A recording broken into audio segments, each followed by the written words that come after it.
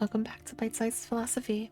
We'll be wrapping up our set of lessons today on Anaximander, the Earth hovering through space. Anaximander's way of seeing cosmology broke fresh ground in yet another direction. He asserted that our planet is drifting freely in space, with nothing as its anchor, keeping its place through a sort of equilibrium rather than reclining on tangible supports or enormous mystical beings, for a lifetime used to envisioning the planet supported by pillars, water, or monstrous entities.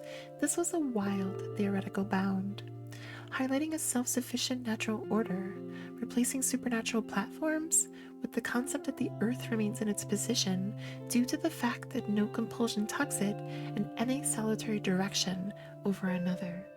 This viewpoint carved out a way for the cosmos defined by intrinsic principles and design, rather than anecdotes of seraphic entities.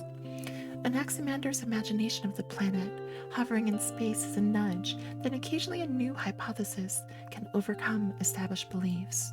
Through formulating his cosmology around rational cornerstones as an alternative to myths, he guided the charge regarding the understanding of the extensive fabric of actuality through rationale. Generations of intellectuals followed his path, erecting the concept that our planet might in fact adhere to structured law and perpetually expanding our perspective in the process.